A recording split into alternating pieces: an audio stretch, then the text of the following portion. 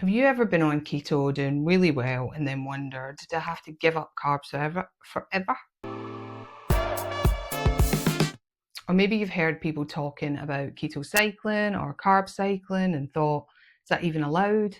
Can I have my cake and still call it keto? Today we're going to answer this big question. Can you cycle the keto diet? We'll look at 4 well-known keto experts and what they have to say. Thomas DeLauer, Dr. Mindy Pelz, Azadi from Keto Kamp, and Dr. Berg. And at the end I'll share my own take because I know this is a question I admitted in a previous video that I wanted to explore, and I know a lot of us wrestle with this idea when we want results but don't want to feel restricted forever. So let's get into it. So first, what even is keto cycling? Simply put, is when you follow keto, very low carb, for a certain number of days, and then you have higher carb days or even a single carb up meal. The idea is that you can dip in and out of ketosis while still getting some flexibility with carbs. Sounds good, but does it actually work that way?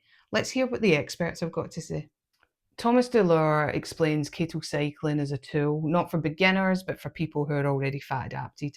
He says cycling can sometimes help with energy, for workouts, hormone balance, or just making the diet feel more doable long term. But he also warns if you're new to keto or insulin resistant, cycling too early can backfire. This is definitely something for me to think about, as my insulin has been persistent high up until this point. Do I really want to risk it? And Dr. Mindy Pelz has a similar message. She actually gives rules for women on how to cycle carbs in, especially around hormone health and fasting.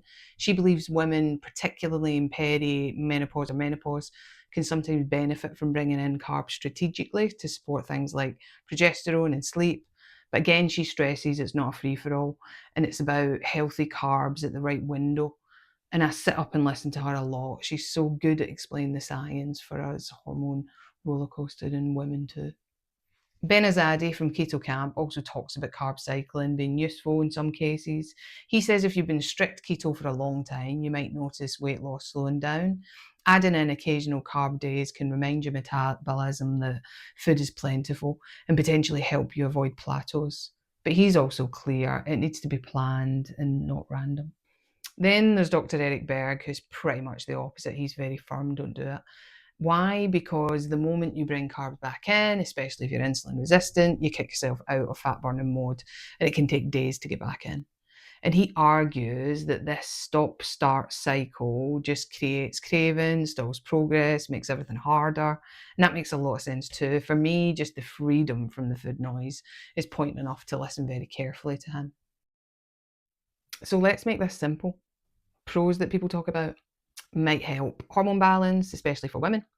Could give you more energy for workouts if you're looking to ramp up the exercise routines. Might make keto feel more flexible and sustainable. But some of the cons that have been covered: if you're insulin resistant, cycling can spike blood sugar and undo progress. It may stall weight loss or fat adaptation. It can trigger cravings, making it harder to stick with keto long term. So now I want to ask you, does the idea of a carb up day sound freeing to you, or does it sound like a slippery slope? Would it help you stay on track, or do you think it would just send you back to square one? Drop your thoughts in the comments, because I know this is a hot topic with really mixed experiences. And here's my take. Yes, you can cycle the keto diet.